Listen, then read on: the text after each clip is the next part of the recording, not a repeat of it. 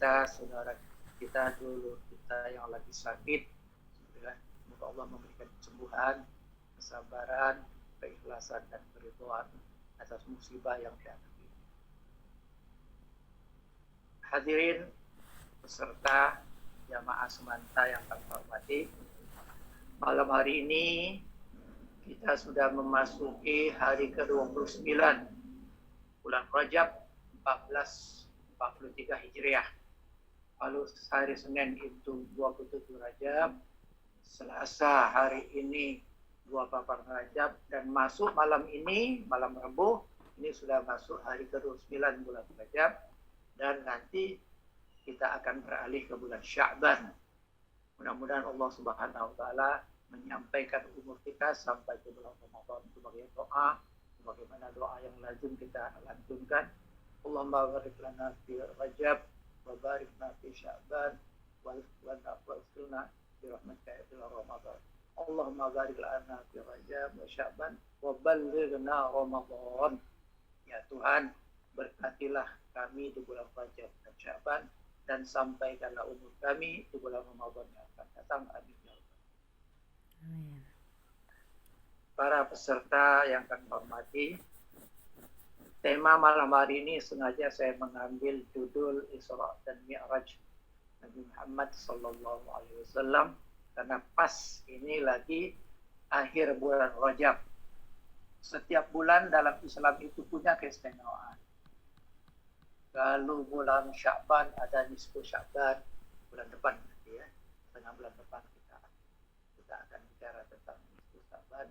Kemudian bulan Ramadan ada Lailatul Qadar, bulan Syawal ada Idul Fitri, ya.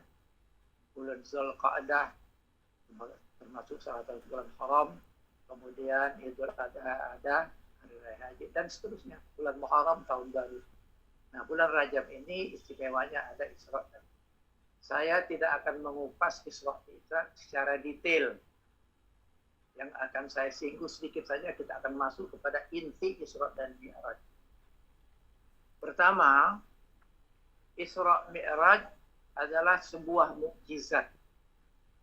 Mukjizat yang dianugerahkan Allah kepada para nabi.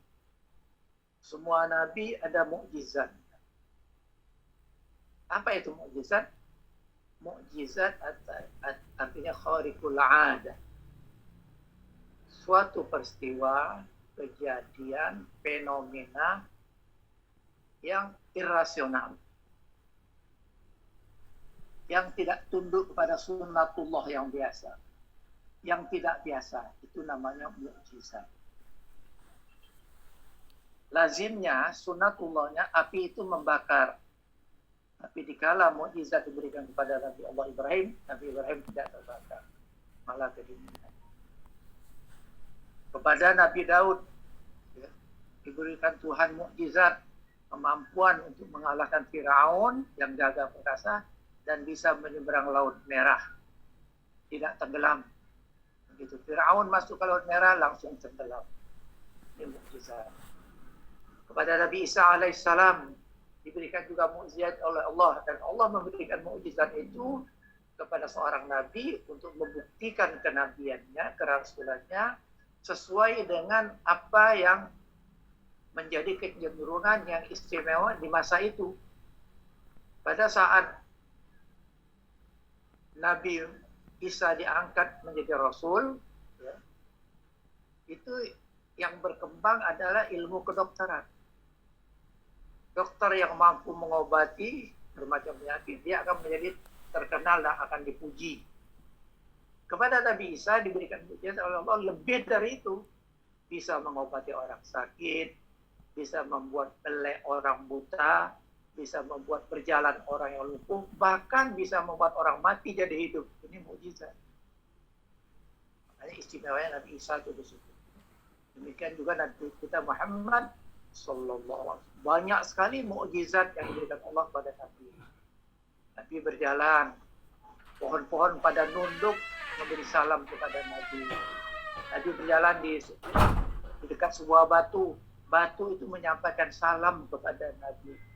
Kemudian tongkat, ya, kursi yang biasa digunakan, tongkat yang digunakan Nabi untuk berkhutbah pada saat Nabi diberikan mihrab yang baru, tongkat yang baru, tidak pakai lagi tongkat itu menangis karena rindu selama ini dia dipegang Nabi, tiba-tiba sekarang Nabi tidak lagi megang dia.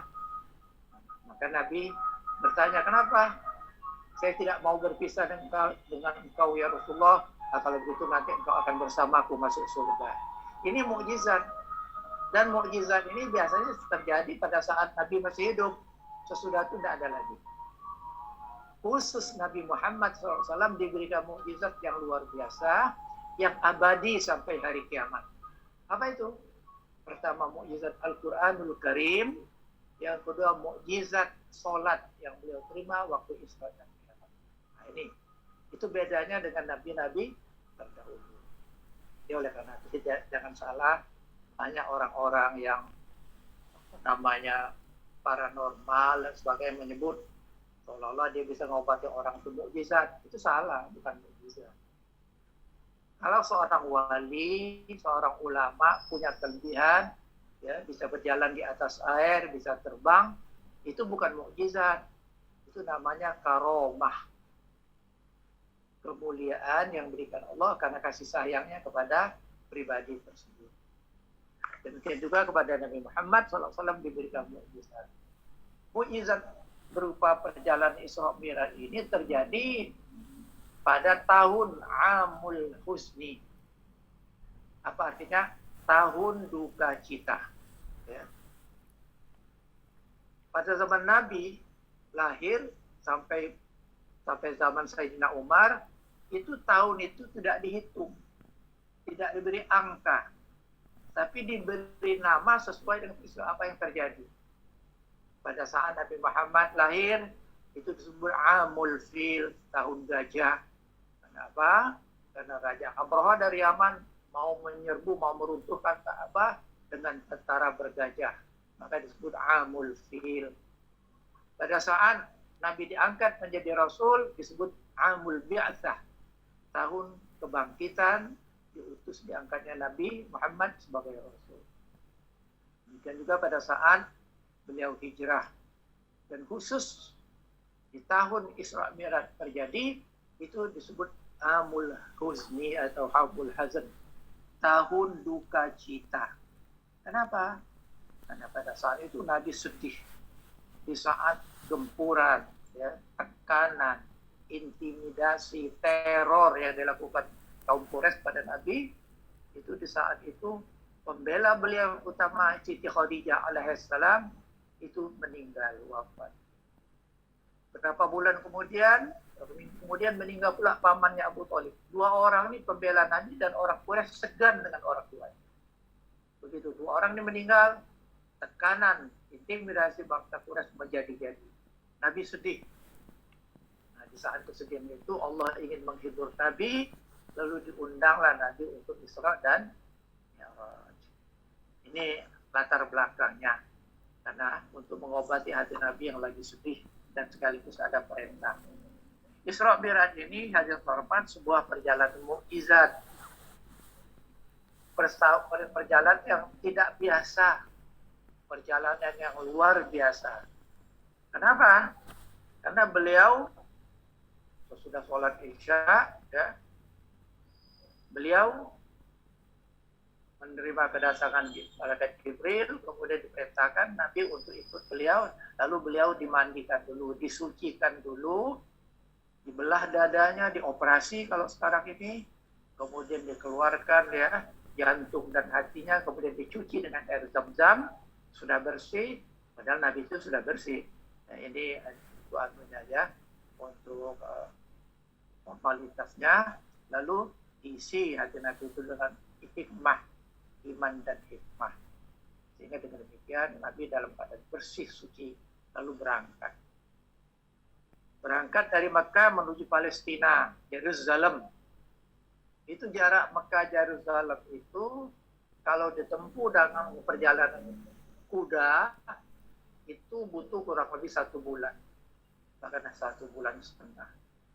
Jarak Mekah Palestina itu 2000 km. Sama dengan perjalanan Jakarta Medan atau Jakarta Ujung Pandang. Terbang 2 jam. Tapi kalau naik jalan darat, Jakarta Medan 2 hari 2 malam. Jauh. Belum lagi Mi'raj. Isra artinya perjalanan malam. Saro yasiru sayron itu perjalanan siang. Kalau perjalanan malam, asro itu isro'an, perjalanan malam. Jadi, bahasa Arabnya memang kaya, ya. Perjalanan malam dengan siang beda. Kalau kita kapan perjalanannya sama aja. Ya. Yang kedua, Mi'raj. Ya. Mi'raj artinya sampai, naik dan sampai. Makanya Mi'raj itu kadang-kadang diartikan tangga. Kadang-kadang juga disebut lift. Lift itu Mi'raj yang mengangkat orang naik ke atas. Nah, kemudian Nabi diperjalankan, ya, sampai di Yerusalem. Bapak pernah tur ke Israel, di Yerusalem? Siapa yang sudah pernah? Ada baiknya kalau ada waktu, ada biaya. Kalau corona sudah habis, pergilah. Kita disuruh ke 3 tempat. Ya, kata Nabi, janganlah kalian repot-repot untuk melakukan perjalanan kecuali ke 3 tempat. Makkah Al-Mukarramah, Madinatul Munawwarah, kemudian Masjidil Aqsa di Palestina. Ini boleh, ya, kita bercapek-capek menabung dan sebagainya. Kemudian di Palestina, ya, di Yerusalem, Nabi dimi'rajkan. Nanti ada Kubah, ya, Kubah biru, ya, Kubah emas di Yerusalem, ya. Itu bukan Masjidil Aqsa. Yang Masjidil Aqsa di seberangnya, ya. Masjidil Aqsa tidak pakai Kubah itu. Yang ada Kubah itu Kubatul Sohra itu adalah tempat Nabi naik Mi'raj. Gitu, ya. Di sana beliau bertemu dengan Nabi Adam alaihissalam. Ya. Kemudian Nabi Adam bercerita di hadapan Nabi, waktu beliau menoleh ke kanan, beliau menangis. Beliau tertawa. Waktu menoleh ke kiri, beliau menangis. Nabi menanya, ya Adam, kenapa engkau ketawa lalu menangis? Kata Nabi Adam, aku ketawa pada saat melihat umatku, ya, umat Nabi Adam, manusia semua. Itu banyak yang tunduk, banyak yang taat kepada Allah. Saya gembira. Tapi begitu melihat ke kiri, banyak anak cucuku yang maksiat, yang kafir, yang ateis, yang macam-macam fasik, maka saya sedih. Kata Nabi Adam. Nah, kemudian Nabi terus perjalanan, ya, kemudian sampai ke langit ketujuh, kemudian dari langit ketujuh sampai ke Sidratul Muntaha, ke-8, lalu sampai ke Mustawa, sampai ke Arsy.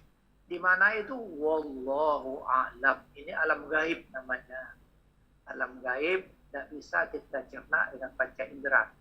Kita mempercayai dengan iman, ya, dan keyakinan kita. Nabi pada saat mau meninggalkan langit ketujuh, ya, itu langit ketujuh itu di mana dan berapa ribu kilometer? Saya pernah membaca, ya, jarak antara bumi dengan bulan itu 400.000 kilometer. Bumi bulan. Belum lagi bumi matahari. Lebih jauh lagi. Nah, kalau yang disebut langit itu galaksi, Bima Sakti, berarti banyak Bima Sakti ini. Paling tidak ada 7. Betapa jauhnya, betapa luasnya alam semesta yang diciptakan Allah. Dibandingkan kita yang tinggal di bumi, yang kecil ini kecil sekali. Nah, tetapi banyak orang tidak sadar bahwa dirinya kecil, dirinya lemah, dirinya kurang, ya, dibandingkan Allah yang agung. Maka salah satu cara agar manusia ingat kepada Allah, akan keagungan Allah, lewat sholat. Nah, ini inti sholat itu di situ. Baik. Teman-teman, mari kita lanjutkan kisah perjalanan ini, kuliah kita malam hari ini dengan memasuki inti persoalan kita, yaitu soal mukjizat. Ya. Isra Mi'raj itu bisa kita lihat dari dua aspek. Pertama aspek mukjizat, yang kedua aspek ibadat, itu as-sholat. Semua Nabi sudah pernah mendapat mukjizat, seperti saya katakan Nabi Ibrahim, Nabi Musa, Nabi Isa, Nabi Muhammad SAW. Kemudian aspek ibadat, yaitu sholat 5 waktu. Nah ini kadang-kadang orang, oh ini kaji kita sholat terus nggak pindah-pindah. Nah iya, karena memang sholat itu inti. Dan sholat itu kita kerjakan siang malam. Apalagi sholat ini perintah Allah. Agar kita selalu dalam keselamatan Allah. Itu dalam Al-Quran banyak sekali. Ya ayyuhalladzina amanu sta'inu bis-sabri was-shalah. Wahai orang beriman, minta tolonglah kalian kepada Allah dengan cara apa? Bis-sabri was-shalah. Dua caranya. Ya kalau kita minta tolong kepada Allah, pertama sabar, yang kedua sabar. Kenapa ini ditekankan? Karena orang banyak yang tidak sabar menghadapi musibah, menghadapi kesulitan hidup, menghadapi problema rumah tangga, menghadapi masalah di kantor dan sebagainya. Itu banyak bingung, larinya bukan kepada Allah. Nah ini wasta'inu bis-sabri. Minta tolonglah kalian kepada Allah lewat sholat, lewat sabar. Isti'anah. Minta pertolongan. Dan ini kita minta 17 kali sehari semalam. Di dalam Al-Fatihah. Iyyaka na'budu wa iyyaka nasta'in. Kepadamulah ya Allah kami mengabdi, dan kepadamu pula kami mohon pertolongan. Ini kata kuncinya di sini. Ada lagi wasta'inu bis-sabri, aqimis shalah li dzikri. Kerjakan salat agar kalian ingat kepadaku, agar kalian zikir kepadaku. Kalau kalian ingat kepadaku, aku akan ingat kepadamu. Kalau Tuhan ingat kepada kita, artinya Tuhan akan melindungi kita. Ini aspek dampak daripada kekuatan. Oleh karena itu, di dalam kita melakukan keinginan, ingin dikabulkan doa, ingin tolak bala, ingin dijauhkan dari musibah, maka kata kuncinya adalah sholat. Pernah saya ceritakan dulu, ada seorang dokter buka praktek di luar kota Mekah. Ya. Dia buka, kliniknya bagus, ya. Kemudian dia standby. 1 minggu dibuka, tidak ada pasien datang. 1 bulan, tidak ada pasien yang datang. 2 bulan, sampai 6 bulan. Tidak ada pasien yang datang. Lalu dokter itu nanya, pergi dia menjumpai orang kampung, dia nanya, kenapa? Kok tidak ada pasien? Apa tidak ada yang sakit? Mereka menjawab, ada. Ada di antara kami yang sakit. Tapi apa yang kami lakukan? Nah ini. Pertama kata mereka, kami ngambil wudu lalu sholat. Sholat, mohon ampun atas semua dosa dan kehilapan. Mana tahu sakit itu karena ada kesalahan, ada kelalaian kami. Maka kami minta ampun lewat sholat, istighfar. Yang kedua, kami bersodakoh. Sodakoh itu tadfa'ul bala. Sedekah itu menolak bala. Yang ketiga, kami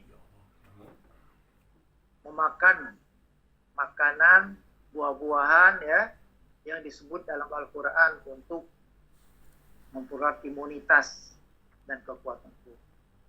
Makan kurma, makan zaitun, makan delima, makan apa buah-buah yang disebut buat tin dan sebagainya disebut Al-Quran, itu mereka makan untuk kesehatan. Kemudian mereka juga konsultasi. Recording in progress. Kenapa ini? Terus. Terus naik senjata. Apa maksudnya? Hilang suaranya ada? Ada.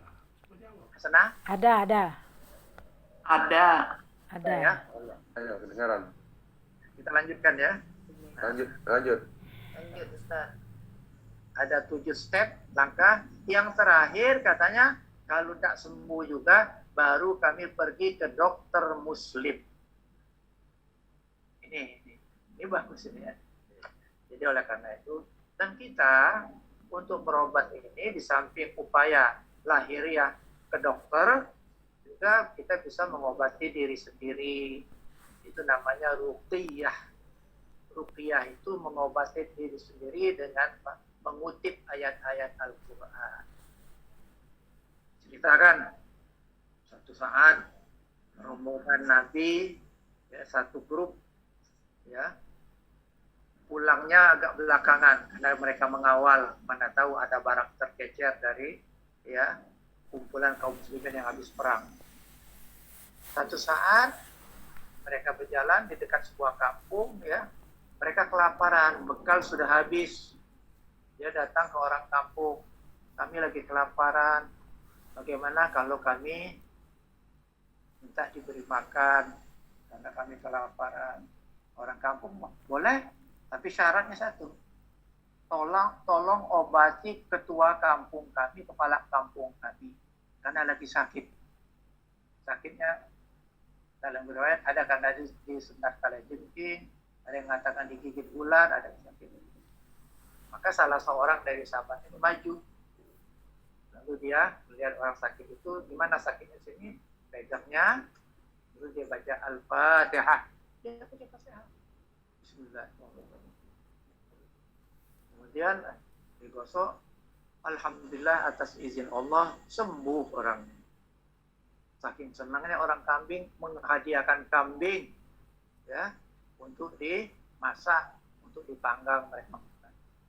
Sampai di Madinah, mereka lapor kepada Nabi, ya Rasulullah, di perjalanan kami bla bla bla bla bla bla, dia ceritakan. Lalu kami bacakan, ya, bagaimana ya Rasulullah? Apa benar ini? Kata Nabi, benar. Ini kata Nabi, jadi kalau kita lagi sendiri atau lagi sakit, entah sakit pinggang, entah sakit kepala, pegang aja Al-Fatihah. Atau ambil air, Al-Hazihin niya wa qulnya Al-Fatihah, baca Bismillahirrahmanirrahim. Setelah itu ditiup 3 kali, minum Bismillahirrahmanirrahim. Satu teguk, Alhamdulillah. Minum lagi Bismillahirrahmanirrahim. Satu teguk, berhenti. Tak boleh kok. Tak boleh. Seteguk ya. Alhamdulillah. Itu katanya apabila orang minum dengan baca Bismillah di hari Alhamdulillah, insya Allah selama air itu ada dalam tubuh kita, dia akan memelihara kita, akan menjaga kita dari berbagai macam penyakit dan dari gangguan syaitan dan iblis serta jin. Ini, jadi kalau ada keluarga kita, ya, yang sakit, diri kita dan keluarga kita, ruqyah. Ruqyah itu mengobati diri sendiri dengan membaca ayat Al-Fatihah. Bisa Al-Fatihah, bisa ayat kursi, bisa qul a'udzu birabbil falaq dan sebagainya. Kemudian hadirin hormat para peserta, kembali kepada inti persoalan kita bahwa Nabi diundang untuk menerima perintah sholat. Istimewanya sholat pertama dari segi penyampaian. Selama ini Nabi dapat perintah untuk bayar zakat, untuk melaksanakan puasa, untuk berhaji, untuk berperang, dan sebagainya. Itu lewat malaikat Jibril. Jadi Allah menyampaikan perintah wahyu itu lewat Jibril. Tapi khusus untuk sholat tidak. Allah sengaja mengundang Nabi istilahnya itu, Nabi diundang alatul. direct. Apa yang dikatakan Allah? Di suatu tempat yang jauh sesudah langit ketujuh, kemudian ketetapan, Sidratul Muntaha, lalu kemudian Istawa, kemudian Arash. Lalu bahasa derajat tidak bisa kita bayar. Dan malaikat pun tidak bisa mendampingi Nabi. Dia batas tidak bisa itu. Yang Jibril kan tidak ikut. Kok kita bersama kok bisa? Dan Jibril